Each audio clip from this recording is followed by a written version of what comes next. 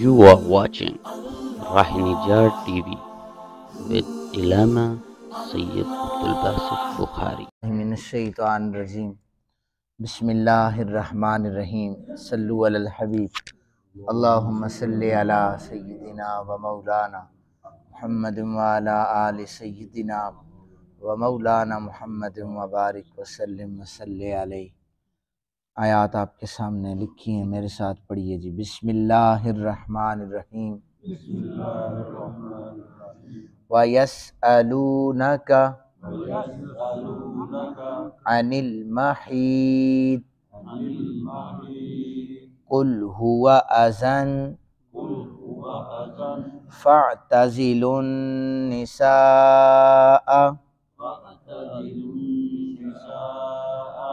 في المحيط ولا تقربوهن حتى يطهرن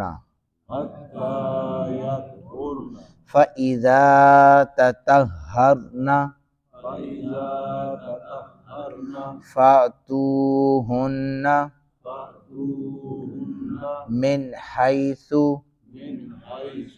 أمركم الله إن الله يحب التوابين ويحب المتطهرين نساؤكم حرث لكم فأتوا حرثكم أنّا شئتم وقدموا لأنفسكم واتقوا الله واعلموا أنكم ملاقوه وبشر المؤمنين صدق اللہ العظیم۔ ترجمہ سماعت فرمائیے۔ لاریب کلام میں رب ذوالجلال ارشاد فرما رہے ہیں کہ یہ آپ سے حیض کے حکم کے متعلق سوال کرتے ہیں، آپ کہیے کہ وہ گندگی ہے، سو عورتوں سے حالت حیض میں الگ رہو اور ان سے عمل زوجیت نہ کرو حتیٰ کہ وہ پاک ہو جائیں، اور جب وہ مکمل پاک ہو جائیں تو ان کے پاس وہاں آؤ جہاں سے آنے کا اللہ نے تمہیں حکم دیا ہے۔ بے شک اللہ توبہ کرنے والوں کو پسند کرتا ہے، پاکیزگی اختیار کرنے والوں کو پسند کرتا ہے۔ تمہاری عورتیں تمہارے لیے کھیتیاں ہیں، تو تم اپنی کھیتیوں میں جس طرح چاہو آؤ اور اپنے لیے نیک عمل بیچتے رہو، اللہ سے ڈرتے رہو، یقین رکھو کہ بے شک تم اس سے ملاقات کرنے والے ہو، اور آپ مومنوں کو بشارت دے دیجئے۔ یہ قرآن حکیم ایک اور موضوع کی طرف ہماری رہنمائی فرما رہا ہے۔ کل بھی میں نے عرض کی تھی کہ یہ ایسی لاریب کلام ہے جو ہماری ہر زندگی کے ہر شعبے میں ہماری رہنمائی کرتی ہے۔ حضرت انس رضی اللہ تعالی عنہ آپ بیان فرماتے ہیں کہ یہودیوں کے ہاں جب کسی عورت کو حیض آتا تھا تو وہ اس کو گھر سے نکال دیا کرتے تھے، اس کے ساتھ کھاتے بھی نہیں تھے، پیتے بھی نہیں تھے، اور گھروں میں بھی نہیں رہتے تھے۔ نبی اکرم صلی اللہ علیہ وآلہ وسلم سے اس کے متعلق سوال کیا گیا تو آقا کریم صلی اللہ علیہ وآلہ وسلم نے فرمایا ان عورتوں کو گھروں میں رکھو اور عمل زوجیت کے سوا ان کے ساتھ سب کچھ کرو۔ جب یہودیوں کو یہ خبر پہنچی، یہودی یہ کہنے لگے کہ محمد صلی اللہ علیہ وآلہ وسلم ہر بات میں ہماری مخالفت کرتے ہیں۔ حضرت اسید بن حدیر اور حضرت عباس بن بشر آپ کے پاس دوبارہ آئے، کہنے لگے یا رسول اللہ صلی اللہ علیہ وآلہ وسلم، یہود اس طرح کہہ رہے ہیں کہ آپ ہر بات میں مخالفت کرتے ہیں، تو کیوں نہ ہم اپنی عورتوں سے اس پیریڈز کے دوران، حیض کے دوران ہم جماع بھی کر لیں۔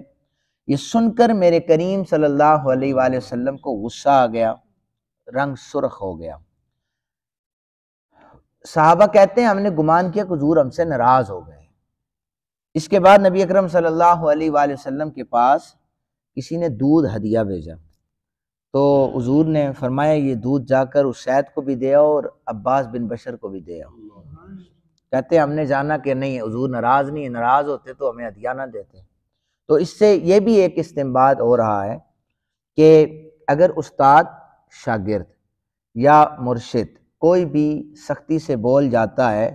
کوئی بھی اگر آپ کو تنبیہ کرتا ہے کسی بھی معاملے میں، تو وہ اس کی ناراضگی نہیں ہوتی ہے، آپ کی اصلاح ہوتی ہے، کسی بھی معنی میں ہو، کیونکہ حضور نے غصہ فرمایا ہے لیکن ناراض نہیں ہوئے۔ آپ نے دودھ جو ہی آیا آپ کے پاس فوراً دونوں صحابہ کو پہنچایا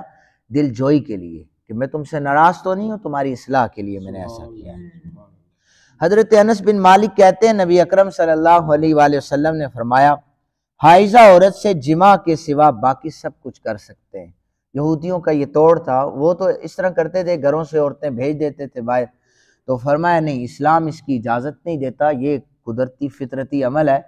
تو یہ جو دن ہوتے ہیں ان دنوں میں صرف جماع تم نہیں کر سکتے،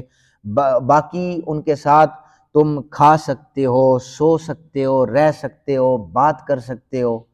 تو یہ چیزیں اسلام نے بیان فرمائی۔ صرف فرمایا کہ البتہ ناف کے نیچے سے لے کر گھٹنوں تک تم اس کو ٹچ نہیں کر سکتے، اس کے ساتھ کھیل نہیں سکتے، باقی پورے جسم کے ساتھ بوس و کنار ہے، ہر کچھ کر سکتے ہو، لیکن اس عمل سے منع اس لیے فرمایا کیونکہ شہوت کا عمل اگر زیادہ ہو جائے تو انسان کے گناہ کرنے کا خطرہ ہے۔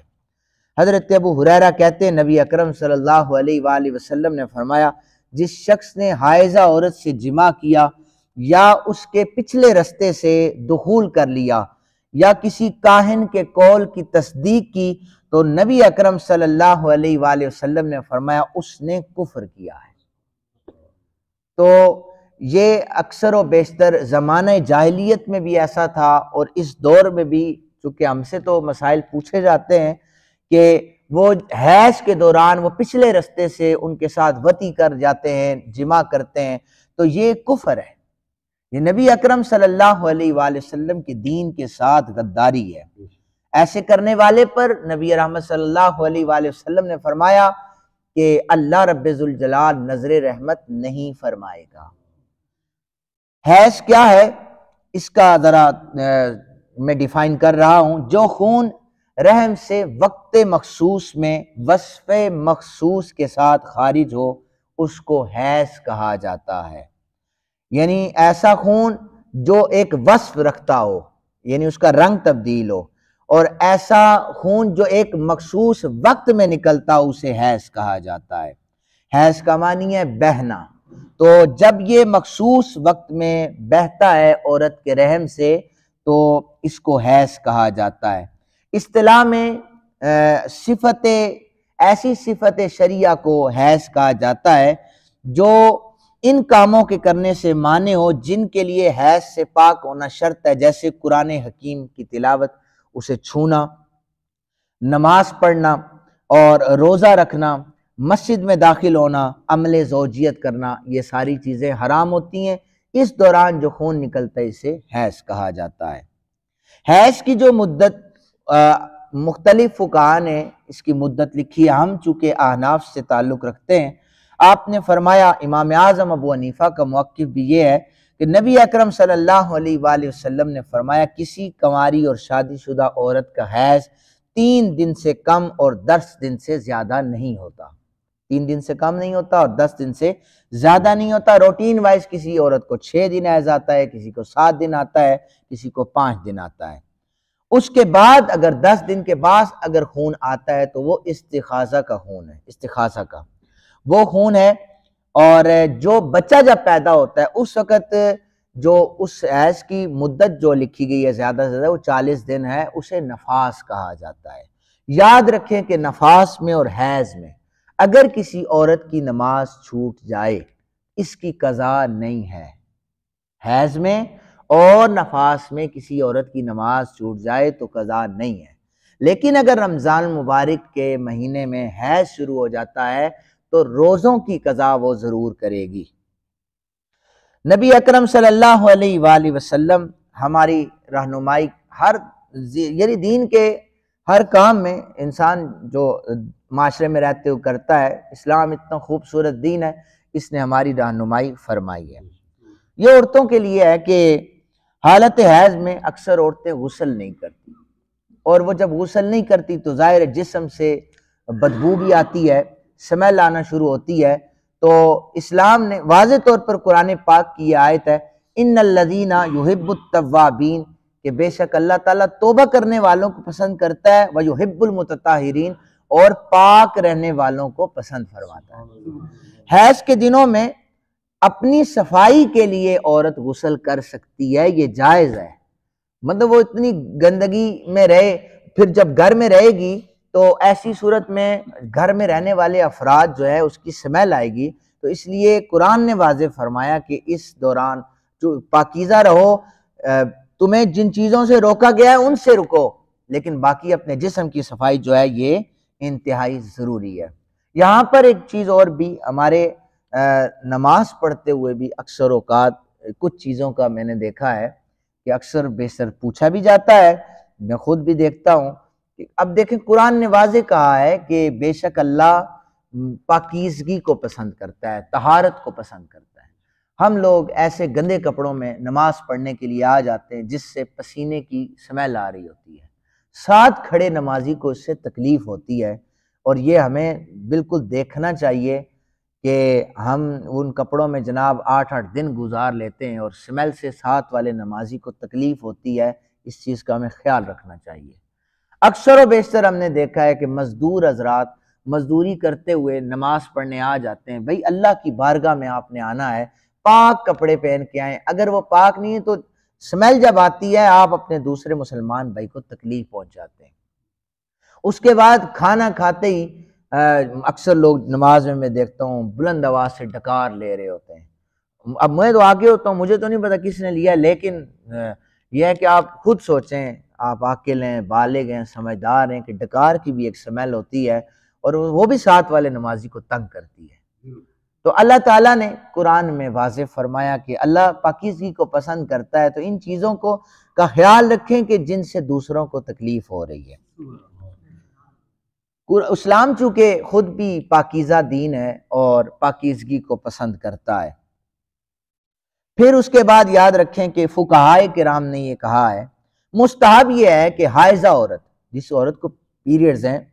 وہ ہر نماز کے وقت وضو کرے اور اتنی دیر وہ بیٹھ کر وظیفہ کرتی رہے جتنی دیر میں وہ نماز پڑھتی ہے، تاکہ اس کی جو نماز کی عادت ہے ان 5-6 دنوں میں ضائع نہ ہو، بھول نہ جائے۔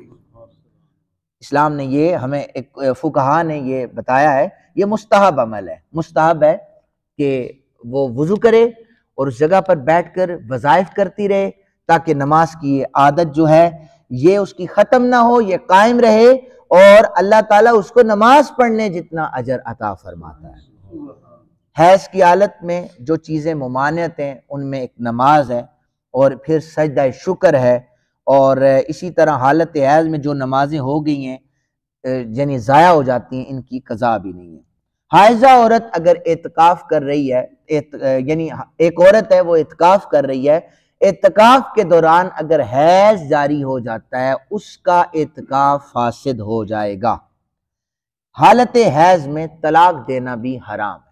حالت حیض میں طلاق دینا بھی حرام ہے۔ حیض آنے سے لڑکی جو ہے یہ بالغہ ہو جاتی ہے۔ حائضہ عورت مسجد میں داخل نہیں ہو سکتی، اسی طرح کعبۃ اللہ کا طواف نہیں کر سکتی، اور ناف سے لے کے گھٹنے تک شوہر کے لیے ممانعت ہے کہ اس کو ہاتھ نہیں لگا سکتا۔ حائضہ عورت جو ہے یہ اللہ کا ذکر کر سکتی ہے، زبان سے اللہ کا ذکر کر سکتی ہے۔ قرآن حکیم کی وہ آیات جو دعاؤں کے طور پر پڑھی جاتی ہیں، یعنی یہ نہیں کہ میں قرآن کی تلاوت کرنے لگی ہوں بلکہ دعا کے طور پر کچھ آیات موجود ہیں، ان آیات کا وظیفہ وہ اپنی زبان پر جاری کر سکتی ہے۔ اکثر و بیشتر یہ بھی سوال کیا گیا ہے کہ جب مدت حیض 6 دن یا 7 دن ہو جاتی ہے تو عورت جو ہے وہ غسل نہیں کرتی اور شوہر کو پتہ ہوتا ہے کہ اب اس کے پیریڈز کے دن ختم ہو چکے ہیں، وہ سوال یہ کرتے ہیں کیا اب ہم جمع کر سکتے ہیں؟ تو یاد رکھیں غسل کے بغیر جمع کرنا درست ہے، یہ جائز ہے۔ عورت کا حیض ختم ہو گیا، 6 دن 7 دن جو روٹین ہے اس کی ختم ہو گئی، اب اگر اس سے جمع کی خواہش رکھتا ہے مرد تو اس کے ساتھ جمع کرنا جائز ہے، جمع کے لیے غسل لازمی نہیں ہے۔ یہ ذرا مسئلہ سن لیجئے۔ اور پھر اس کے بعد عورت جب حیض کے ایام ختم ہوتے ہیں تو اسے چاہیے کہ وہ جلدی غسل کرے تاکہ اس کی اگلی نماز کا وقت ضائع نہ ہو جائے، وہ فوراً پاک ہو جائے۔ نماز کے لیے غسل کرنا ہے، جمع کے لیے غسل نہیں ہے۔ اگر کسی عورت کا جو حیض ہے وہ مخصوص جو اس کے روٹین کے دن ہیں ان میں ختم ہو جاتا ہے، 5 دن کی روٹین تھی 3 دن میں ختم ہو گیا، تو شوہر کے لیے مباشرت جائز نہیں ہے، شوہر اس کے ساتھ جمع نہیں کر سکتا۔ البتہ عورت جسے کنفرم ہے کہ میری روٹین 6 دن ہے، حیض چوتھے دن آنا بند ہو چکا ہے، وہ نماز بھی پڑھے گی اور روزہ بھی رکھے گی، ٹھیک ہے، وہ نماز بھی پڑھے گی اور روزہ بھی رکھے، لیکن جمع کی اجازت نہیں دی گئی۔ اس کے بعد جو شخص حائضہ عورت سے حلال سمجھ کر مباشرت کرتا ہے تو فرمایا کہ وہ کافر ہو جائے گا، وہ کیا ہے؟ کافر ہو جائے گا۔ حیض اور نفاس میں جتنی عورتیں مبتلا ہیں، یہ میں نے پہلے بھی عرض کیا ہے کہ یہ عورتیں جو ہیں ان کی نمازیں جتنی بھی رہیں گی ان کی کوئی قضا نہیں ہے، صرف فوت شدہ روزوں کی قضا ہے۔ تو اللہ تعالیٰ سے دعا ہے اللہ تعالیٰ ہمیں فقہ کے مسائل سمجھنے کی توفیق عطا فرمائے۔ وما علینا الا البلاغ۔